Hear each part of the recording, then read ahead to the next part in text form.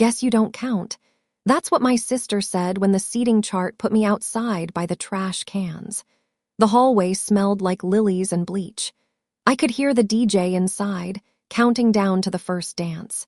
My mother adjusted her pearls. My father looked away. I tightened my grip on the gift I'd wrapped the night before, smoothed my burgundy dress, and chose silence. No argument, no tears.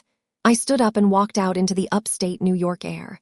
5 minutes later, the chandeliers went quiet and a scream cut the room in half. Here's what happened next. The air was sharp that morning, the kind that smells like pine and money. But I'd been breathing in something else entirely for the 2.5 hours it took me to drive up from Hartford. The highway had been mostly empty at that hour, the kind of quiet that invites your mind to wander into rooms you've kept locked for years. I'd left before sunrise. My coffee went cold somewhere around Newburgh. By the time I saw the Catskills rising on the horizon, I'd stopped listening to the radio and started listening instead to the voice in my head that had been rehearsing things to say for days. What I'd tell my mother if she asked why I looked tense. What I'd say to Diane if she smiled that particular smile of hers. What I'd do if they seated me wrong. I hadn't imagined they'd actually do it. Mom's last text had come in the night before, just as I was tying the ribbon on the navy blue gift box. Please, Carol, no drama today, it's Diane's day. 11 words. No hello. No I'm glad you're coming. No we love you. Just an instruction, a warning label, like I was a product that might leak if handled incorrectly. That was all I ever was to her. Something to be managed. I thought about that text as the miles rolled by, the sky turning from deep navy to the pale gray pink of early morning. I thought about how I'd almost not come. How I'd stood in my apartment the night before with the invitation in one hand and a flight search for Charleston, South Carolina on my laptop screen. How I'd talked myself into attending the way you talk yourself into a medical procedure. It'll be fine. It'll be over before you know it. You'll regret it if you don't. But somewhere past Binghamton, with the hills flattening out against the horizon and frost still clinging to the grass on the roadside, I understood why I was really going. It wasn't for Diane. It wasn't even for my parents. I was going because I was tired of being the person who stayed home so everyone else could be comfortable.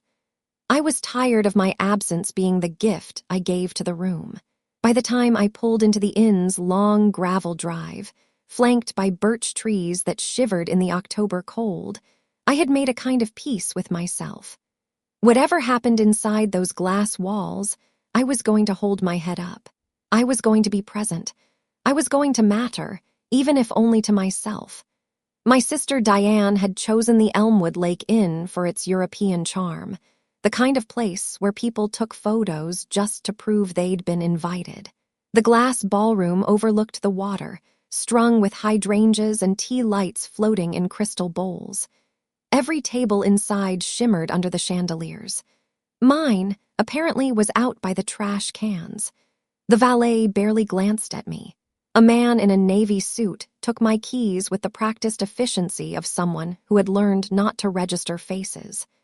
Inside the lobby, everything smelled of cedar and warm vanilla, the kind of scent that costs money to manufacture.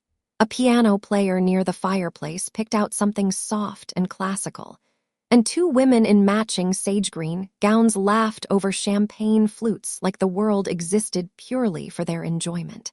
I recognized one of them as Diane's college roommate. She looked through me the way people look through windows. I checked in at the family table near the entrance. The woman there, pleasant, efficient, scanned her printed sheet with a manicured finger. Merritt, she confirmed. Carol Merritt, I said, sister of the bride. Something in her expression shifted almost imperceptibly, the tiniest recalibration. She kept her smile in place, but I caught it. The way her eyes moved just slightly down the list, searching a little longer than they should have. Of course, she said, handing me a small envelope. Your escort will show you to your seat when the time comes. I took the envelope and stepped back into the lobby. Around me, Cousins I barely recognized were embracing each other with the warmth of people who only gather for weddings and funerals. An uncle whose name I could never remember clapped a stranger on the back. Children in formal clothes ran in circles around a potted fern.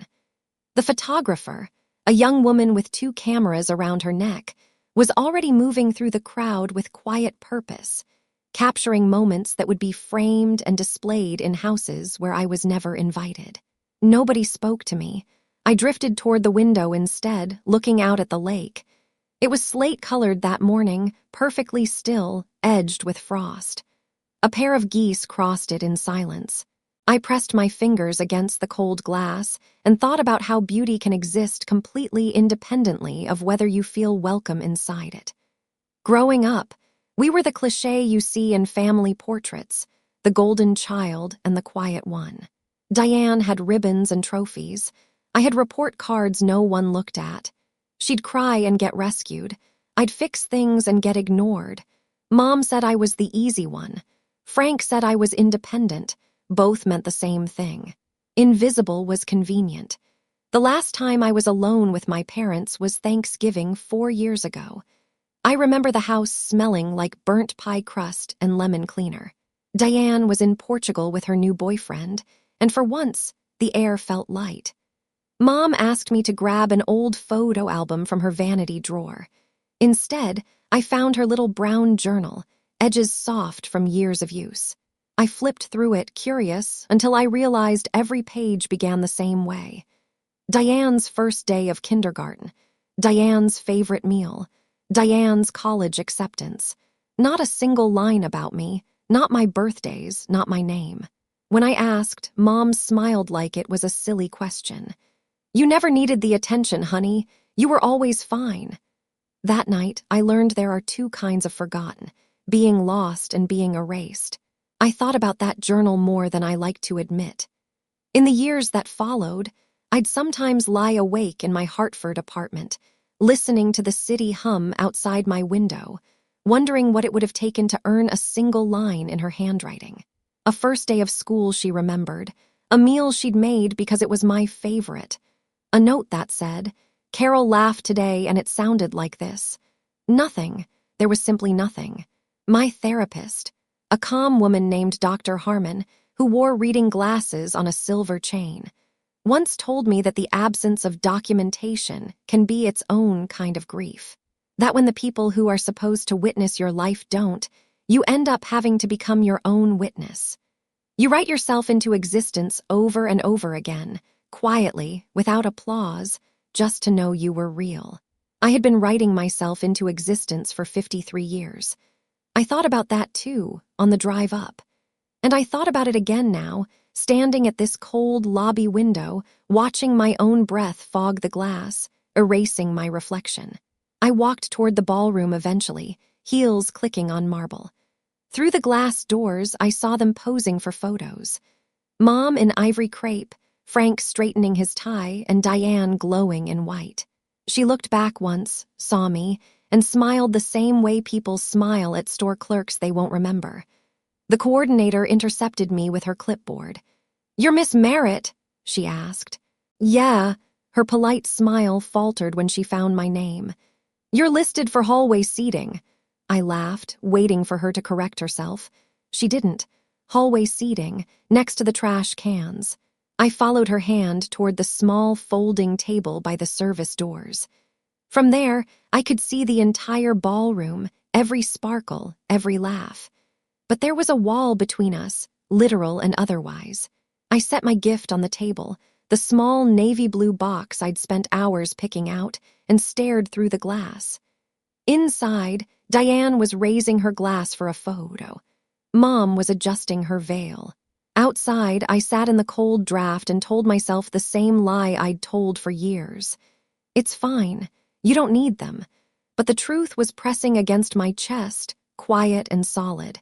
Maybe I didn't need them, but that didn't mean they had the right to treat me like I never existed.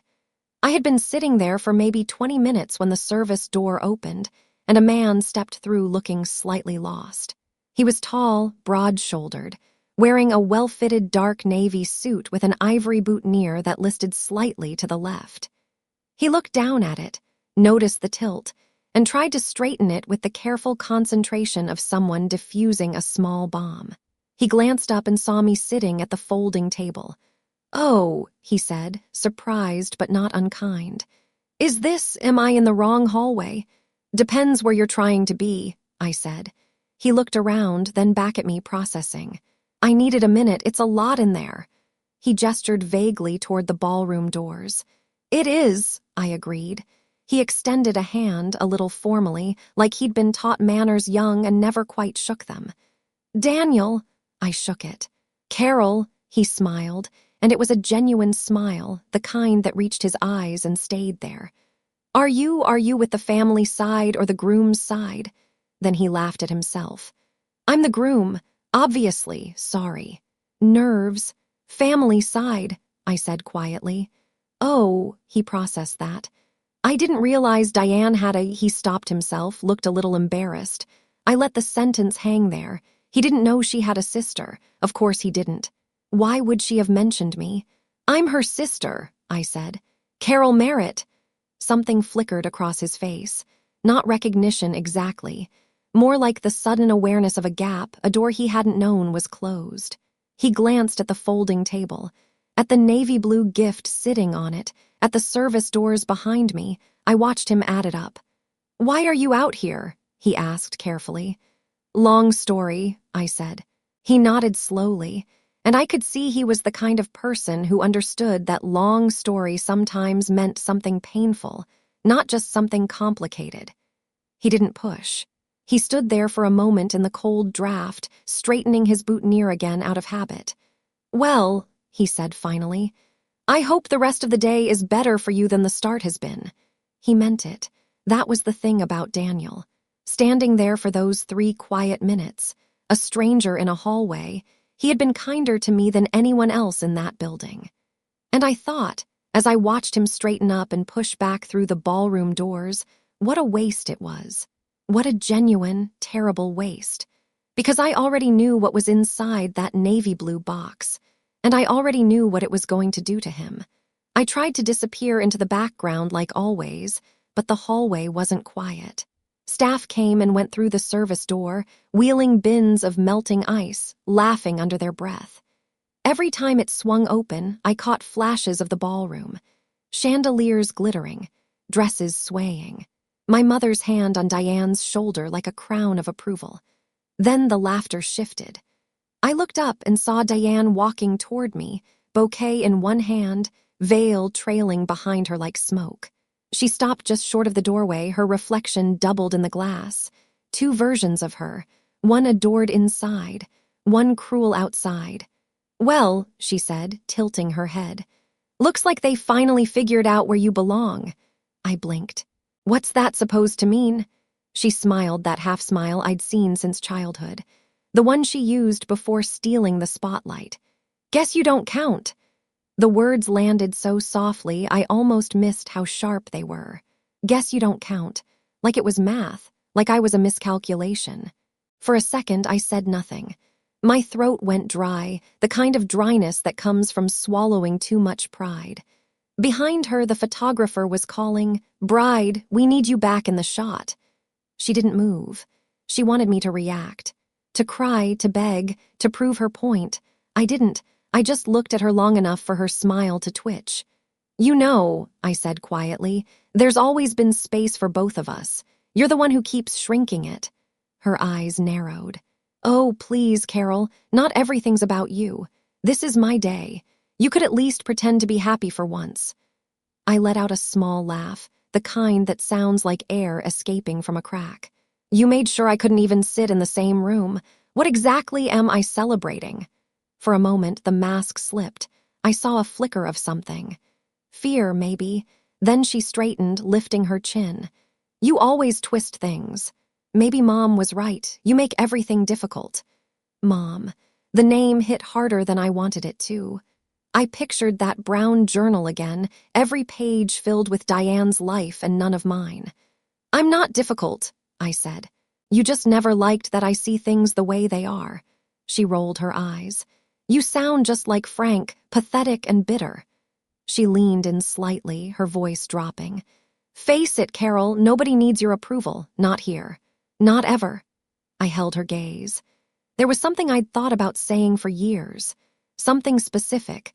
Something from the summer I was 12 and she was 15, and she told the entire neighborhood that I'd made up the story about our father missing my school play because I wanted attention. Something she'd said then with the same cool certainty she wore now. Do you remember what you told everyone about me when we were kids? I asked quietly. Every single time I had something that mattered to me, you found a way to make it smaller. My birthday, my graduation, even my first apartment, you always had a comment, a story that was bigger, a need that was more urgent. Her chin lifted. So what? So I'm done shrinking, I said simply. She stared at me for a moment, and there it was again, that flicker beneath the surface, something that might have been guilt if guilt had ever been allowed to grow in her. Then she turned on her heel, leaving a trail of perfume and disdain. I watched her go, her white gown brushing the floor, and felt the familiar burn behind my eyes. But this time, it didn't hurt the same way. It burned cleaner. When the door closed behind her, I picked up the small navy blue box from the table. The gift I'd chosen the night before, wrapped in quiet patience. I traced the ribbon once, and I was back in Hartford. It had been 5 weeks earlier. A Wednesday afternoon in early October, the kind of day that smells like wet leaves and espresso. I'd been at a small cafe on Asylum Avenue, waiting for a friend who canceled at the last minute, when I heard my name. Carol! Carol Merritt! I looked up. A woman was standing by the counter, mid-50s, dark hair going silver at the temples, a familiar face I couldn't immediately place. She saw my confusion and helped me. Sandra, from Diane's old firm. We met at their holiday party maybe 4 years ago, I remembered vaguely. She'd seemed nice, the kind of colleague who brings birthday cakes and remembers people's coffee orders. Of course, I said. Sit down if you want. She hesitated, then sat across from me. We made small talk at first. The usual pleasantries about work, about the city, about the cold coming in earlier than expected. She mentioned she'd heard about the wedding, that Diane had been talking about it constantly in the months before she'd left the firm. She talked about it a lot, Sandra said carefully, wrapping both hands around her coffee cup. I imagine, I said. There was a pause, the kind that holds something in it. I've been debating whether to tell you something, Sandra said finally. She looked at the table, then at me. And I'm going to because I think I'd want someone to tell me. She took out her phone slowly, like she'd been carrying the weight of what was on it for a while and was ready to set it down. She slid it across the table. On the screen was a text thread between Diane and one of her other coworkers, a woman named Janet who had apparently been her confidant. I read it slowly. My coffee went cold. In the messages, Diane described Daniel as sweet but naive. She talked about how easy it was to make him trust her. A few fake tears and I get the house, the money, the last name, she'd written in one message. And then, 2 weeks later, a casual aside that sat in my stomach like ice. He's so easy to handle. Honestly, cry a little and he buys anything I want. There were others. Notes about the prenuptial agreement she'd maneuvered him out of. Plans to move her parents into the guest house once she had access to the property. Comments about how quickly she'd be able to redirect finances once she was legally his wife. I sat very still after I finished reading. How did you get these? I asked. Janet felt sick about it after Diane left the company. She showed me because she didn't know what to do with them. Sandra pulled the phone back slowly. I've had them for 6 weeks. I don't know the man. I don't know what the right thing to do is. I thought about the right thing for a long time after that. I thought about it walking home through the park while the leaves came down in soft red drifts. I thought about it in the shower, making dinner alone, lying awake at 3 in the morning staring at the ceiling. Was it my place? Was I doing it for Daniel or for myself? Was there a version of this where I was just the bitter sister, still nursing old wounds, finding a way to blow up Diane's happiness because she'd never allowed me any of my own. I sat with those questions honestly. I gave them real space. And then I thought about the groom, a man I had never met, a man who had no idea what was being planned around him, who had probably spent months believing he was loved the way he loved. Whatever his name was, whatever he was like, he hadn't chosen any of this. He deserved to know the truth before he signed his life over to a lie. Not because Diane deserved to fall, but because he deserved a chance to choose. I printed the messages on a Thursday morning 5 days before the wedding. I folded them neatly and placed them beneath the silver picture frame I'd already bought. I tied the ribbon, and then I waited. Before leaving the hallway, I picked up the navy blue box one more time. The same box I'd carried in from the car that morning. The same evidence I'd been holding onto for 5 weeks, waiting for the right moment. I'd set it on the hallway table when I arrived, uncertain. Now I was certain. I walked back to the reception table near the ballroom entrance. The wedding planner was distracted, fussing over centerpieces. I slid the small navy blue box among the other gifts, right on top of the pile labeled to Diane and Daniel. My handwriting was neat, deliberate. Inside, on top of the silver picture frame, was a folded note and a printout of the messages her coworker had shown me. Screenshots, receipts, not a threat, just the truth. I stepped back, checked my reflection one last time, and straightened my dress. My heart wasn't racing. It was steady, calm in a way that felt almost foreign. Then I turned and walked toward the exit. The upstate New York evening hit me with a rush of cold air. The lake shimmered under the lights, a mirror I didn't need anymore. I could hear the faint echo of clapping behind me, the crowd cheering for a dance I no longer cared to watch. For the first time in years, I didn't feel small. I didn't feel invisible. I reached the parking lot, the crunch of gravel under my heels like punctuation. No dramatic goodbye, no speech, just the quiet closure of a car door. As I started the engine, I looked back once at the glowing windows, the silhouettes moving behind glass, and whispered to myself, "Let the truth find its way." I didn't see what happened next. Not in real time. I pieced it together the way you piece together anything you weren't there for, in fragments, over days. A bridesmaid who texted someone else. A grainy video that circulated by morning. And then, 3 days later, a call from a number I didn't recognize. The woman on the other end was calm, deliberate. She introduced herself as Alina, Daniel's mother. She said she wanted me to know what happened after I left. I sat on my kitchen floor and listened to the whole thing. This is what she told me. Inside the ballroom, laughter still floated above the music. A saxophonist hit a soft note. Glasses clinked. The crowd pressed closer around the couple on the dance floor. Diane glowed in that heavy white gown, the picture of perfection she'd rehearsed for months. Daniel spun her once, twice. Camera flashes painted everything gold. From outside through the tall windows, the scene looked like a snow globe, sealed, flawless, unreal. Then the navy blue box was opened. It happened near the gift table. A cousin had gathered the presents, sorting bows and ribbons for photos. Someone suggested a spontaneous unwrapping show for the guests. Diane turned, laughing, and tugged the ribbon free. The paper fell away, the lid lifted, and inside lay the silver picture frame. And beneath it, the folded note. Her hand hesitated. "What's this?" She leaned over. The note slid loose and landed face up on the table.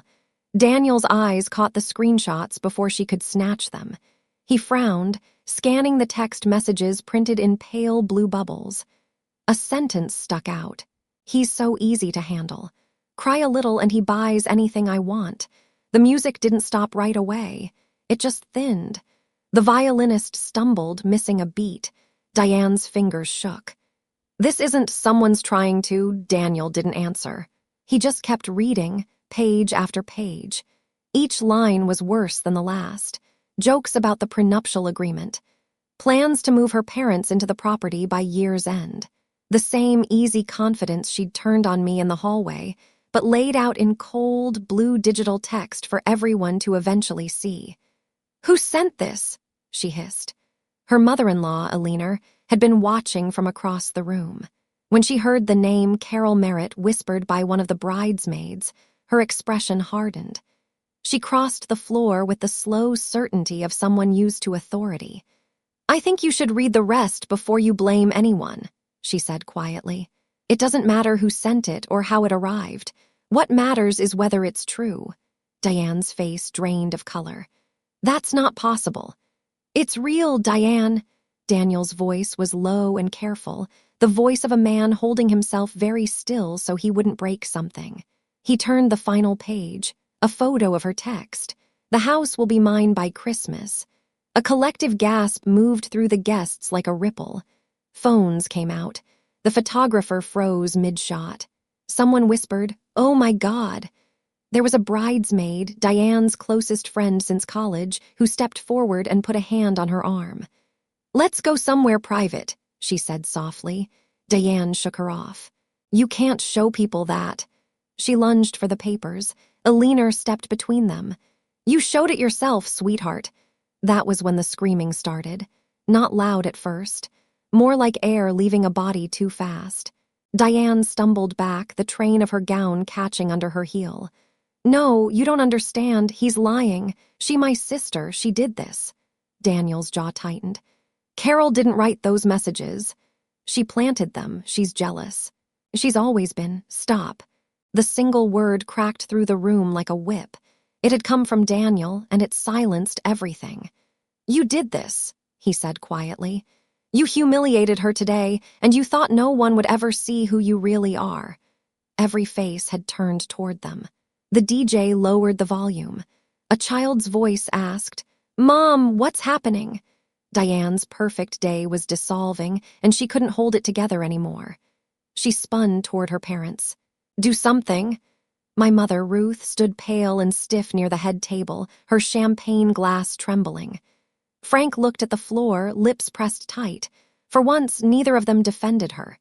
"You knew," Daniel said, his voice shaking now. "You knew exactly what you were doing." He was quiet for a long moment, jaw tight, staring at the last page. Then something in him seemed to settle, the way a person settles when they've been resisting a truth and finally stop. He reached into his jacket and pulled out a folded document. Alina told me later that he'd had it drawn up 6 weeks prior, when something Diane said at dinner had made him uneasy enough to quietly call a lawyer, just in case. He'd carried it in his jacket all day, hoping he wouldn't need it. He set it on the table. "This is an annulment petition. I already signed it." Diane stared at the paper like it was a live wire. "You can't, Daniel. You can't humiliate me like this." "I'm not humiliating you," he said. "You did that yourself." Someone turned off the music entirely. The room fell into a silence so deep it buzzed in people's ears. Then came the sound the guests would remember. The silver picture frame shattering as it hit the floor. Her voice cracked. "She's behind this. Carol's behind all of it." Alina exhaled slowly. "Funny. The only thing your sister did was tell the truth." For a long moment, Diane just stood there in her heavy white gown, surrounded by people she'd performed for her entire life, and none of them moved toward her. Not the bridesmaids. Not the college friends. Not the cousins who'd laughed with her at the bar an hour ago. Even the photographer had lowered her camera. Ruth finally took a step forward and reached for Diane's arm. "Sweetheart, maybe we should step outside." "Don't touch me," Diane cried, pulling free. Her mascara had streaked down both cheeks now, cutting lines through the careful makeup. "You all wanted this. You never loved me enough." Her voice dissolved into something raw and shapeless. It was Frank who spoke, quietly, into the terrible stillness. "You should apologize to your sister." The words stunned everyone. Even Ruth turned to look at him. But Diane only laughed, a sound so brittle it didn't reach her eyes. "Apologize to her? She's not even family." Frank shook his head slowly. "That's where you're wrong." He left it at that, turning away, shoulders sagging as he followed the crowd toward the exit. By the time the lights dimmed and the staff began sweeping broken glass from the floor, Diane sat alone under the chandelier. Her dress, once dazzling, now looked heavy, wrinkled. The bouquet had fallen beside her chair. The same hands that had pushed me away now clutched air, desperate for something to hold. That's what Alina told me anyway, and I believed every word. I was long gone by then. Somewhere on a dark highway, windows up, radio low. But Alina said the guests poured out of the inn within the hour, whispers trailing behind them like ribbons. She said she heard people talking in the parking lot as she walked to her car. It's all over social media already. Did you see his face? That poor girl, no, the other one, the sister. When she told me that last one, I had to set the phone down for a second. The other one, the sister. For 53 years, I'd been the one no one noticed. And somehow, in the end, I was the one they were talking about. I didn't feel triumph when she told me, just quiet. The same quiet I'd felt driving away. I'd pulled out of the lot before any of it started. Before Ruth's heels clicked on gravel. Before Frank decided his one sentence of courage meant I owed him a conversation. Before the screaming, before the frame hit the floor, before any of it. The road out of the inn was dark and narrow, flanked by birch trees that caught my headlights and let them go. I drove slowly at first, then faster as the inn's lights shrank in my rearview mirror. The scream had faded now, swallowed by the night. The lake went still again, glassy and calm. It took about half an hour before the adrenaline fully left my body. I noticed it going the way you notice a storm passing, not a dramatic clearing, but a gradual lessening of pressure in your chest, a loosening behind your eyes. Somewhere near Cooperstown, I pulled into a gas station that glowed orange and white under a sky full of stars. Inside, a teenager behind the counter was watching something on his phone with earbuds in. A woman in a fleece jacket poured herself coffee from a machine that made a sound like a small complaint. The fluorescent lights hummed steadily. Everything was ordinary. Everything was completely, beautifully ordinary. I bought a bottle of water and a packet of cheese crackers. The teenager rang me up without looking at me. I stood at the counter for a moment, just breathing in the smell of old coffee and floor cleaner, and felt something I hadn't felt all day. Normal, just a person at a gas station. Not a warning label, not a miscalculation, not a chair by the service door, just a person. Back on the highway, I let my mind go quiet. The radio played something soft and instrumental, a song I didn't know by an artist I couldn't name, and I left it on. The miles moved under me. Albany, Springfield. The signs came and went, orange in my headlights, familiar and forgettable. My phone buzzed in the cup holder the whole way. I didn't touch it.